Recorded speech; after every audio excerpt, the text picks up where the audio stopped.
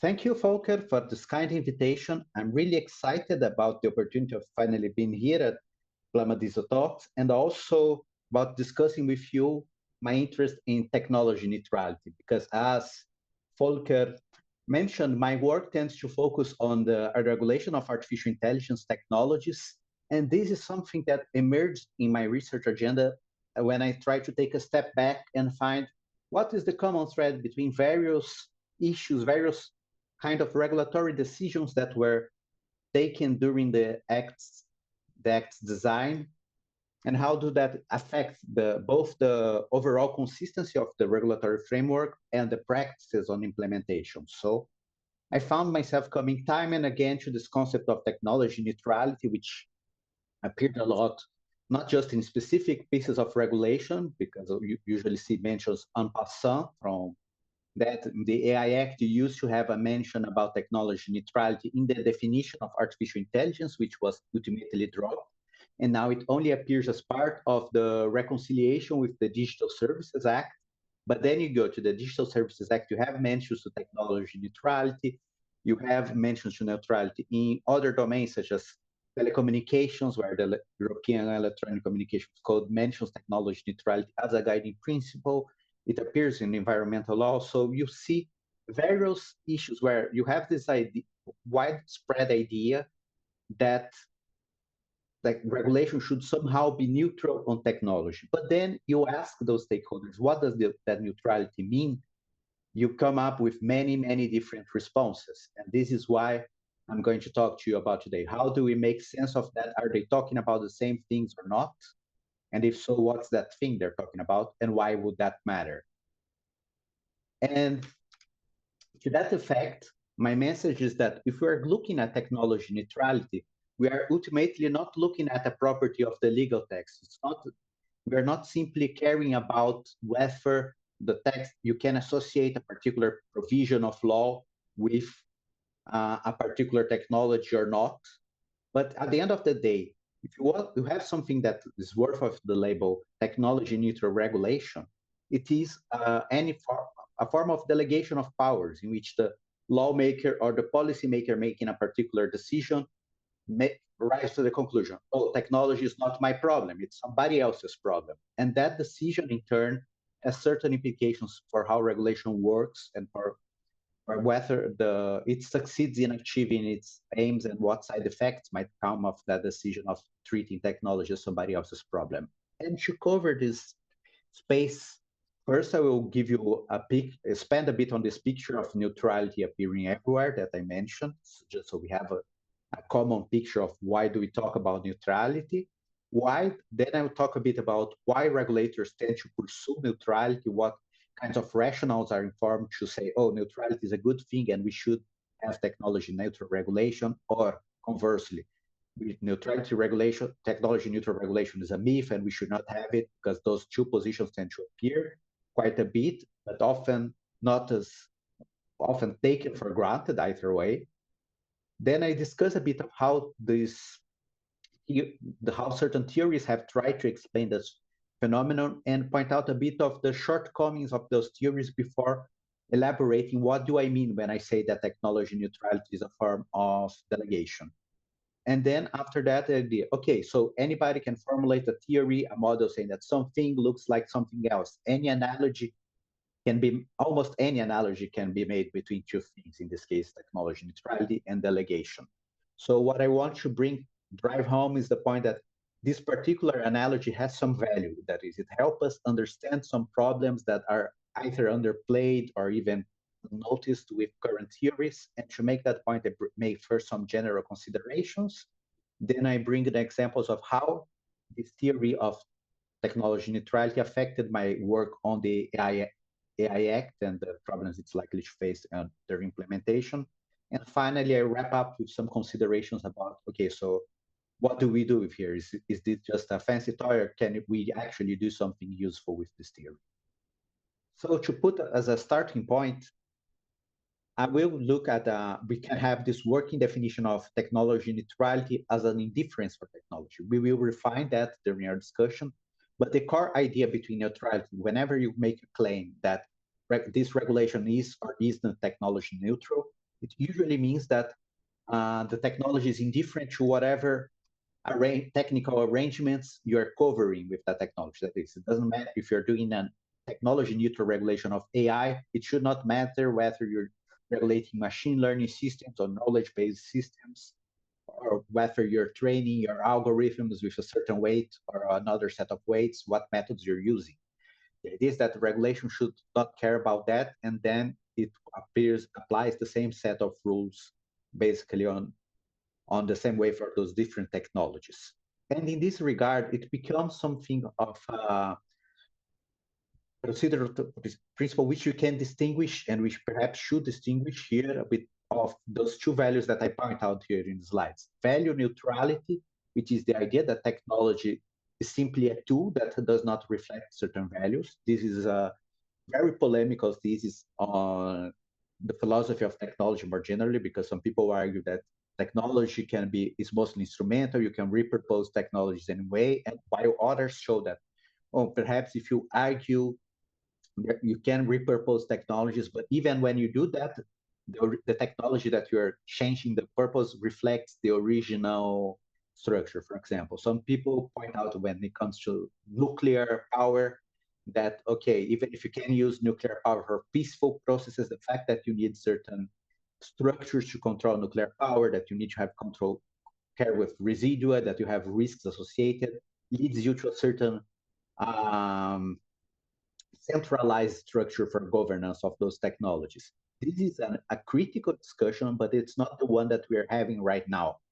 It is something that has some interface, as we'll come back to later, but when you're talking about technology neutrality, you might have a technology neutral regulation that is not concerned with the values that are implemented by particular technologies. That is, you're not digging at the value level, but dealing rather with the design of the instruments.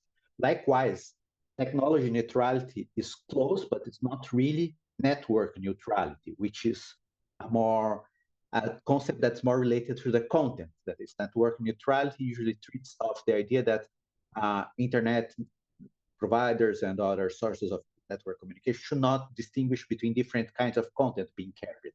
You might argue that technology neutrality might be used to foster network neutrality in some ways, but it's not an immediate connection. So we are not considering net neutrality either at this point.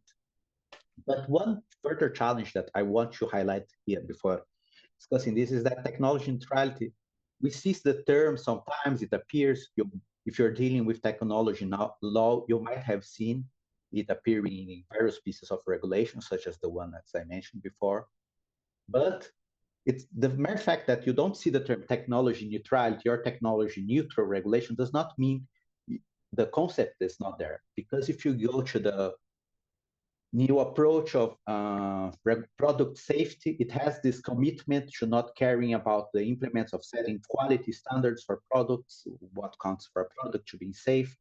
If you go to the new legislative decision of the new legislative framework, or even the better regulation toolbox of the European Commission, you have these mentions to the idea that regulation should be technology neutral, which do not mean that everybody mentions neutrality explicitly in pieces of regulation, but it still means that whenever those pieces of regulation are designed, even if they're not technology neutral at the end of the day, there is a common assumption that neutrality is the starting point. That is, you design regulations technology neutral as you can, and you only go into technology detail if you can't avoid it.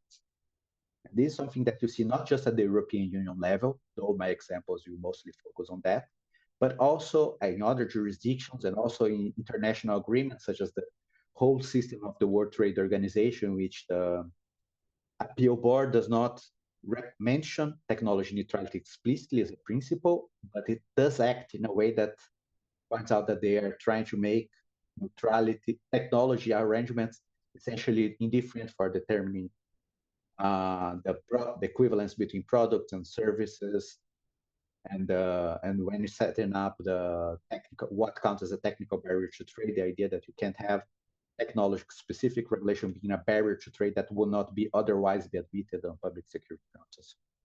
And why did I spend so much time talking about how neutrality appears everywhere and so on? It's because The justifications used to bring neutrality to the fore are not always the same. You often see technology neutrality being mentioned as something that helps innovate, because if you're not distinguishing between technologies, if you're not setting requirements about how to implement a certain product or certain service, in theory, you are leaving more space for the market to come up with solutions to the same problem. Solutions, you're not imposing certain structures, so you leave room for competitors to innovate and come up with a solution that does not meet a certain technical requirement, but nonetheless achieves a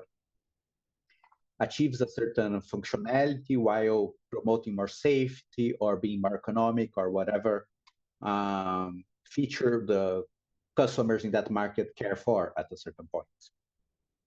So, but another reason that is often utilized to why should we have technology neutral regulation is that, and one that is particularly common in the digital domain, is the idea that, okay, regulating certain technologies requires a lot of specific knowledge, and the regulators might not have the internal capabilities. For example, it's now that we have the artificial intelligence office in the European Commission, it is recruiting people like crazy. It's trying to find technical experts and legal experts to handle this regulation. But still, you're hiring, like, talking about 100 people in doing that. And now you think that every one of the 27 EU member states will have to do similar efforts of recruitment to find people, and then the organizations complying with those actors. Doing so, one idea is that if you don't go into technical detail in regulation, then in the text of the regulation, it becomes indifferent to the enforcers. And the problem of figuring out how does this law applies from a technical perspective, what do you need to do in a technical regard to comply with the law, becomes the problem of the actors that are being regulated, who, if you're dealing with regulation in the technical sector, should have more competence should have this technical expertise already, and so it should be possible to achieve those outcomes with a more reduced cost. But then you have other justifications. Some people frame take this idea of being friendly to innovation not as an instrumental feature, but even as an outset of a more broader principle of non-discrimination, of not using regulation as a tool to impose a particular structure on the market. Or also in a more rights-framed language, though not so much market-oriented, you have the GDPR also talks about technology neutrality, but it talks about it in a different way. It talks about recital 15 of the GDPR. It's not particularly concerned with innovation and so on, but it mentions that the regulation should be technology neutral in the sense that you should not be able to avoid regulation simply by changing technology. But then again, this particular formulation is somewhat at odds with some of the others that you brought, because if you're trying to make regulation, say technology, when you say that technology neutrality is innovation friendly, the idea is that if you come up with a technological means that allow you to comply with the overall requirements without having to impose lots of overhead, then that becomes a competitive advantage, in the sense that if you use a new technology and they still manage to comply with the law requires, good for you, less problems. You should be able to innovate and avoid legal requirements. Whereas the GDPR seems to want to block precisely this kind of thing by saying that no matter what the technology you're using, you're still subject to certain requirements, not just about the end state that you're going to produce, the outcomes, but also about how you design your technical systems, because it has some provisions of regulation by design, which still keep the decisions in the hands of the regulated actors, but nonetheless say that the technical artifacts that process personal data must have certain properties when you're designing that. And finally, one justification that we often see on technology neutrality is the idea that technology neutral regulation is in itself future-proof. That is, that it is able to cope with changes in the technology, remain applicable no matter what technologies might come in the future in a certain domain. That mere fact that you have, for example, 15 years ago, when we were talking about AI, we were talking about fuzzy logic systems or expert systems, and nowadays we're talking about machine learning. The idea is that if you don't mention specific technologies, the same laws used to regulate those other systems should be applicable to the same systems you have. Yet, this is usually, and this is something you see, for example, in the European Commission Better Regulation Toolbox, where the idea of future-proofing and technology neutrality are mentioned in the same topic. There are a single tool of future-proof and technology-neutral regulation. It might be the inverse order, but the two go together. And they're said, and it's kind of taken for granted that if you avoid specific mentions of technology, it should lead to neutrality. So the problems I saw when dealing with technology neutrality is that not only those meanings clash, but you are not usually, there are not established criteria, not established approaches to see whether these different approaches of technology neutrality play well with one another and whether they actually do what they promise, what we expect. It's taken as a dogma that technology neutrality leads to certain things, but we don't know whether. And in this context, given that we have various definitions at play, of course, whenever you have various definitions at play, scholars have this itch to try and make sense of what's going on. So you have quite a few theories. It's a lot less than you would expect, given you have a concept that is used for 40 years or so that has been, the term technology neutrality has been in current use since at least the 90s, and yet you had a literature review of technology neutrality that found like 40 papers on this space, with including some on 2006 and a very few recent papers. So you have a few theories, but not as many as one might expect, given that as if what I just said, that technology neutrality appears basically everywhere these days, because you're looking at, it is a default, it's a background assumption in regulation, and it appears explicitly sometimes.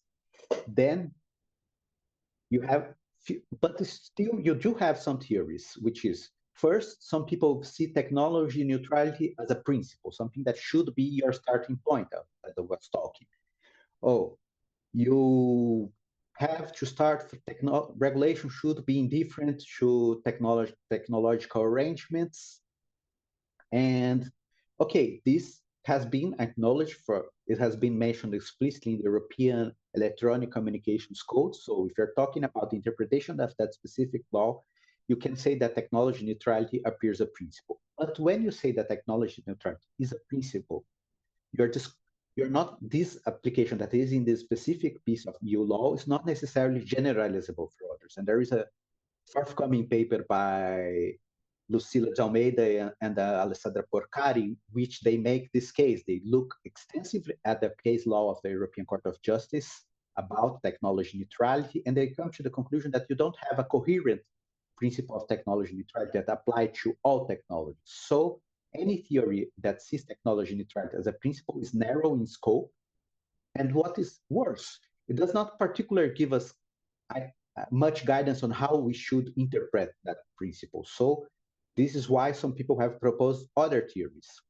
Another theory, which is sometimes formulated as equivalent definition, is the idea that a regulation is technology neutral if it does not mention specific technologies in the text.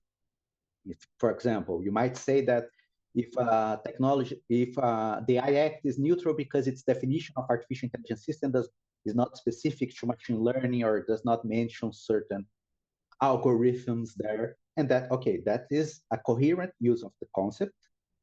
But once again, it does not, it might, if you take it as a starting point for neutrality, you come to the conclusion that technology neutrality is ultimately impossible, because even if you don't mention technologies, whenever you're discussing regulation, you come from the idea that certain things are going on.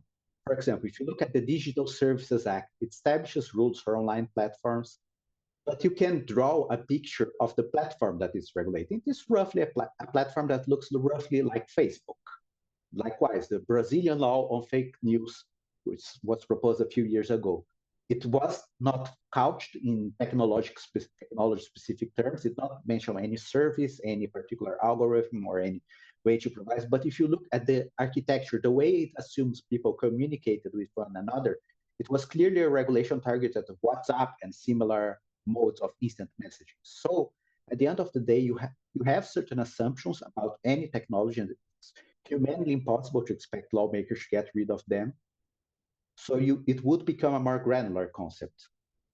And finally, you have some people who have proposed that technology neutrality, to make more sense of this, is as an approach to making law in which you try to be aware of the differences between technologies and only engage with them when they're relevant. Once again, this is a coherent concept. This is something that takes us forward beyond the two previous theories, because it tells us um, what what you can do with technology neutrality. It tells us that you should look at certain parts when you're designing regulation, but you also see discussions about the technology neutral implementation of regulation. How do, once you have the piece of legislation, what does it mean to implement it in a technology neutral or in a technology specific way, which would not be covered by this kind of theory. So to cover this theory, to find common ground between those theories and also between the various conflicting meanings of technology neutrality that we discussed, I propose this procedural theory of technology neutrality, which can be said in a single phrase. Technology neutral regulation is a mode of regulation in which a regulator, a policymaker, delegates the power to make decisions about the technical contents of the law to somebody else. Who is that somebody else? It can vary on many cases. Why they do that? As we have seen, there are various reasons why a regulator might want to avoid making decisions about technology. And this connection between technology neutrality and delegation is not something in itself that is new. So various authors have acknowledged it in the past. It is something that appears on, but it's usually seen as a consequence of one of those other definitions that we've seen. What I propose is that if we focus on the delegation, when you're talking about neutrality, focus on the fact that somebody will have to make decisions about whether and how the technical aspects matter, and that's not the policy making a certain policy. I propose that it calls attention to certain aspects of the law that we don't usually. For example, the fact that we can have various ways to transfer those powers. You can have not just the use of abstract formulations like the AI Act, when you have the Article 15, which says that high-risk AI systems must have appropriate levels of robustness, cybersecurity, and accuracy. That is vague. So the idea is that you have technical standards later that will give you more detail. You have the implementers that will do. So but you also have, so here you have the possibility of creating formal rules by standards organizations, which are not binding, but still offer some guidance. But you also have the role of the designer themselves, in which the lawmaker or policymaker, if this comes from, which might say that, okay, we will respect that whoever is making the technical decision in practice has more knowledge about this, and we'll give this as a broader guidance. But you also have more abstract provisions, like when you try to regulate a technology by laying down principles about how it's applied. Then if you restate principles like transparency, protection of fundamental rights, those principles are abstract in formulation, will need to be specified at the later point. So in all of those cases, you have somebody who have the power to make the regulatory decisions about how should a certain technology be treated from a legal perspective, kicking the can down the road to somebody else. So, okay, even if you say, oh, this theory is what Marco just said is coherent, it seems to match what we said. Why? What's the point of that? Because as Randall Morrow has illustrated in this XKCD strip, the idea that of resolving a conflict and theories of conflicting standards by bringing something new to the table is not usually itself enough to solve the problem, because people have priorities, people are looking at different things. So my proposal here is not that the procedural theory will replace everything. Instead, I propose that when we look at technology neutrality as a form of delegation, we see certain things that are not emphasized by other theories of neutrality. And those things, moreover, are interesting for what we as technology law scholars, as people interested in technology regulation more broadly, might want to look at. In particular, delegation is a relation. Somebody delegates powers to somebody else. And usually they do that with a certain purpose. So that raises the question, who is doing the delegating here? Who receives the powers? Especially because sometimes the delegation is not necessarily explicit.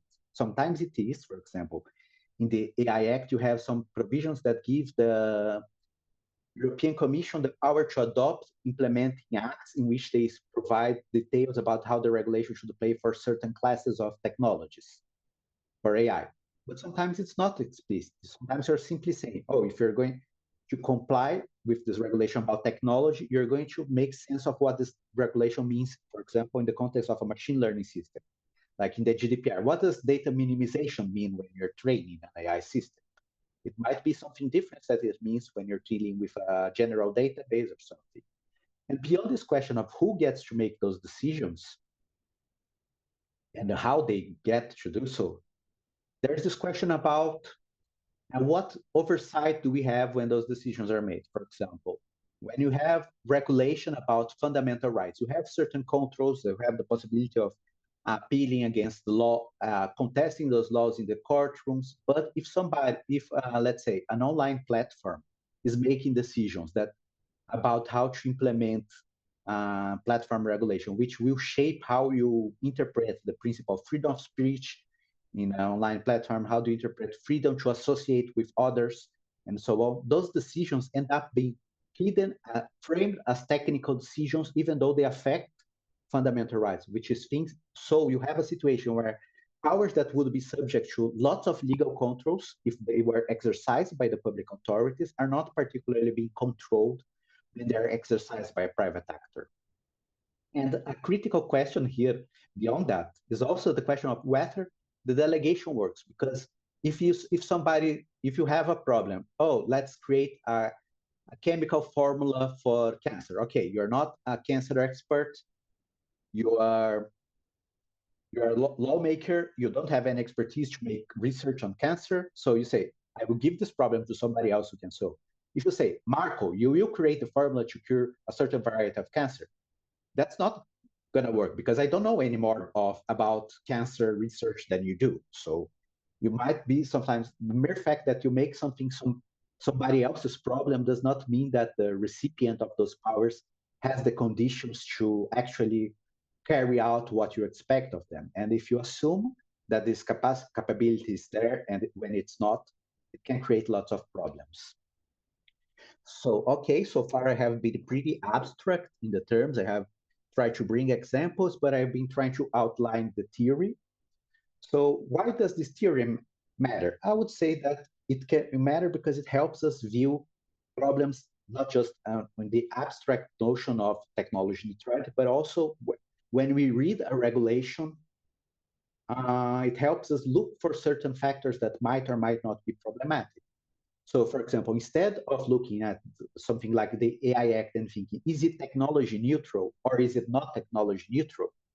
If we focus on the delegation of powers, we can see that there are more interesting questions to be asked. Instead of saying, oh, is it cope with various technologies? You can look at what strategies does regulation use to make sure that it is technology neutral at the end of the day.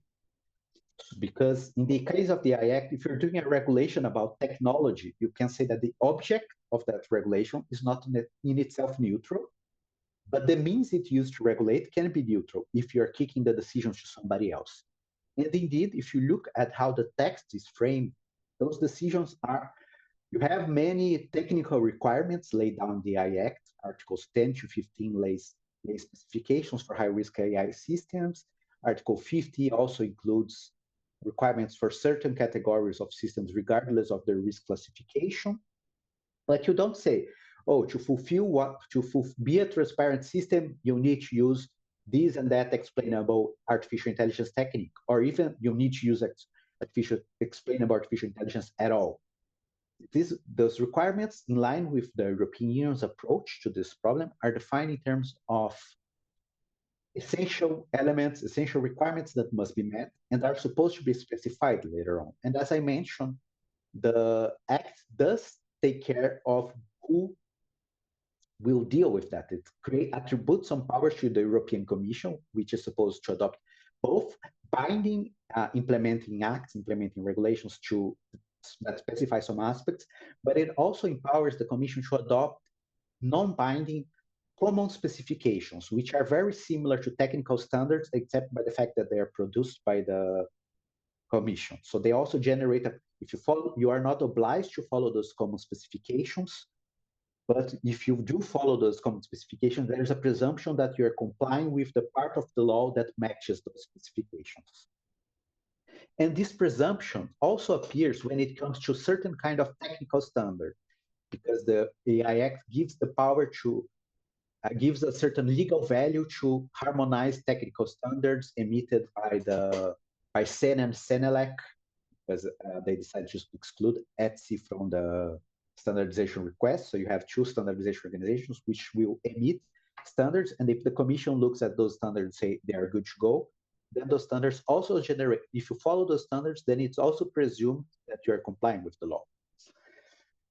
And but at the end of the day, the decision of what does it mean to have a transparent system, what measures of human oversight will be implemented in a particular AI system, or what is the appropriate level of accuracy for the intended purpose of an AI system, or what kinds of safeguards are relevant for this general purpose AI model. At the end of the day, it hangs with the organizations that are developing those models. And when we come to that, this creates two kinds. When we look at this delegation, this creates a few of the issues that I was discussing in the abstract in the previous slide.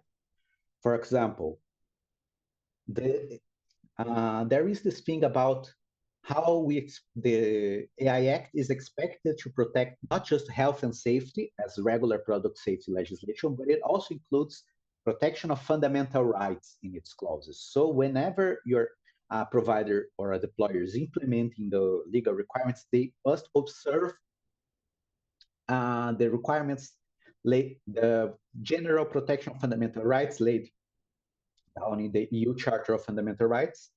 However, this creates a problem for this assumption that the recipient of delegation has more knowledge, because even if an organization has the technical expertise to understand what's going on within a cutting edge technology of an AI system or within a cutting edge general purpose model, AI model, this does not mean that the same organization has the legal expertise to understand and make sense of what does it mean to interpret fundamental rights in the context that an AI system uses. So the assumption that you have more capability in the implementation is questionable even for large players, let alone for small and medium enterprises who might lack both the technical and the legal expertise that you need to determine what those provisions mean. You also have an issue of controls, because even though the part of you can question the decisions of providers when implementing systems might come up in the courts. The European Commission has established procedures to follow when adopting, implementing acts. Standardization bodies are bound by the standardization procedures, and there is a control by the Commission. Those controls are not often used. For example, the common specifications that I mentioned that the Commission can adopt, there is a procedure in place. It is a procedure that follows the comitology procedure for implementing acts, because you adopt through an implementing act. But there are very few examples of common specifications, because it has been an instrument that has been adopted first in the medical devices regulation. We have introduced this idea that the Commission can short circuit the technical specification procedure. So you have a situation where you have, but when you have standards that are meant to protect fundamental rights in the context of AI, you have a situation where you're leaving important definitions of what do fundamental rights mean in the digital age in the hands of a procedure that has been subject to little scrutiny, and there's very little literature. You find at most one or two paragraphs about what is a common specification in legal scholarship, because the procedure has not been used a lot yet. When it's used in niche domains, so nobody really knows how that works. So it is very unclear, and this contributes to a general gap of legitimacy, because if you're talking about, particularly when you're talking about digital regulation of aspects that can affect fundamental rights, not just freedom of speech and online platforms, freedom of association, but also even more bodily rights, the right to bodily safety that you have when you're subject to law enforcement with an system, fair trial rights when AI systems are used to generate evidence and to participate in legal procedures.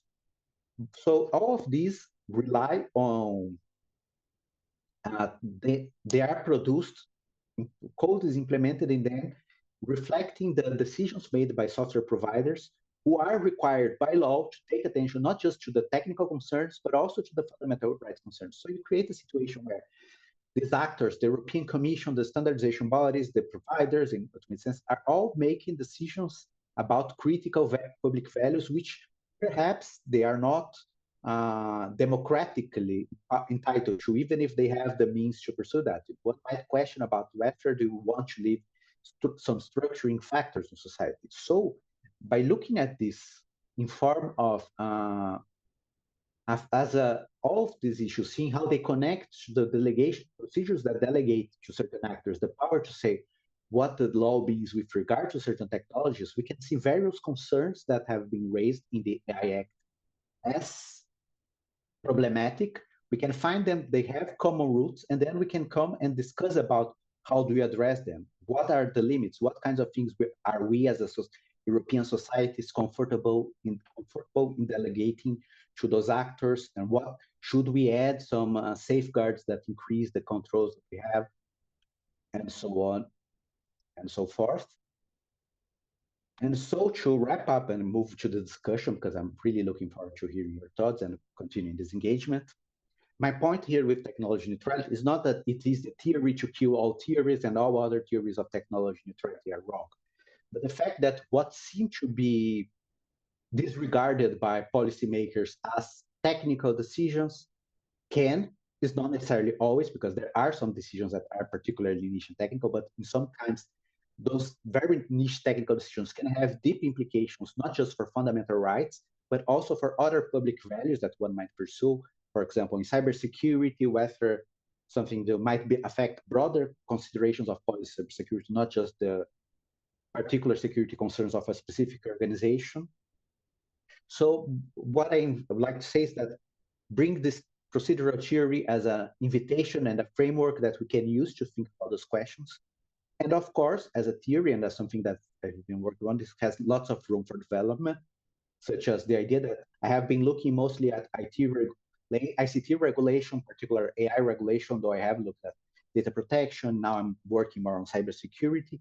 But I have seen this framework, in principle, can be useful for understanding questions such as whether how does the decision to be technology neutral or technology specific might affect the overall goals you pursue, for example, when defining incentive schemes for energy transition, and how they might affect, as Volker has worked in the past, the procedure for digital upgrading, make sure that internet connection, you have international connection speeds, you have the updating of the communications infrastructure, what kinds of values come at play.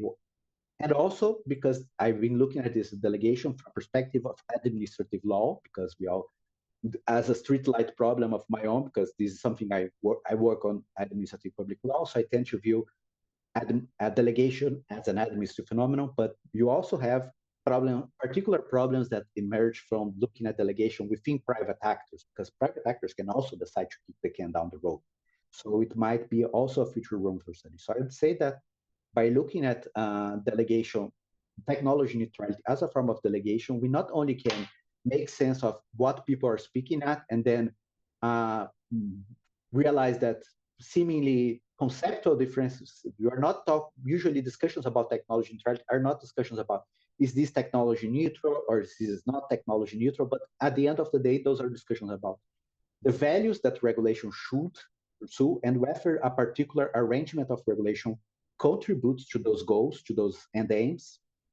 And it also suggests that we can look at draw from those various tools, economics of delegation, trying to look at principal agent dynamics and so on and so forth, trying to look at what administrative law has already said from that, trying to look at the general tools of policy studies from trying and design arrangements, both for creating regulation that's technology neutral if we deem that is necessary, for creating technology specific regulation if technology neutrality is not really goes, and also for designing safeguards. So I would say that my goal here is to raise more questions than I answer, but I still say that yes, at the end of the day, the main conclusion, the substantive conclusion, what I say that we can conclude is that Yes, those various visions of technology neutrality are talking about the same thing, and that does affect how regulatory power is exercised in the digital age. So thank you for your time, and I look forward to your questions and engagement.